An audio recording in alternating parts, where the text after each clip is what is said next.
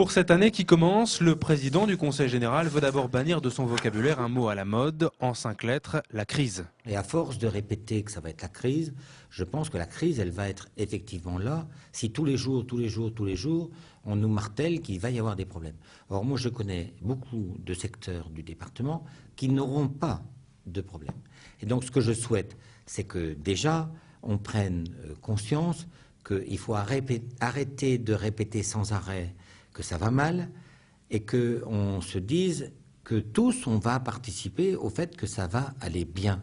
Cette crise, selon lui, n'empêchera pas de voter le 19 janvier des investissements qui s'élèvent à 84 millions d'euros pour cette année, comme le collège de Burnonville ou les travaux pour le canal de la Haute-Seine. De quoi redonner le sourire aux entreprises du bâtiment. Et pour faire oublier la sinistrose, l'exposition culturelle sur les sculptures du beau XVIe siècle, qui commence dans 4 mois, est un remède qui tombe à pic. Et donc moi je pense que c'est aussi une bonne occasion de dire aux gens, il n'y a pas que les besoins matériels dans la vie. Il y a aussi la culture, il y a aussi l'esprit, il y a aussi les arts dans toutes leurs dimensions. Quand on a cette capacité à présenter des œuvres dans le domaine de la sculpture ou dans le domaine du vitrail, parce que ça doit inciter tout le monde à se dire, on peut se dépasser, on peut ne pas penser qu'au matériel et on peut penser que l'avenir de l'humanité, ça peut dépendre aussi de sa capacité à créer, à se dépasser, à faire des choses qui sortent de l'ordinaire. Autre sujet sur lequel Philippe Adnot souhaite se faire entendre en 2009, la réforme des collectivités locales et l'avenir incertain des départements.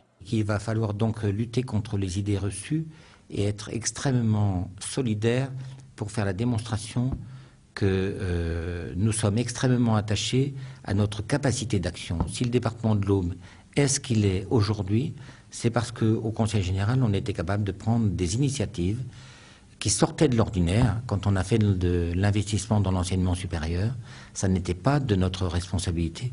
Et pourtant, on l'a fait.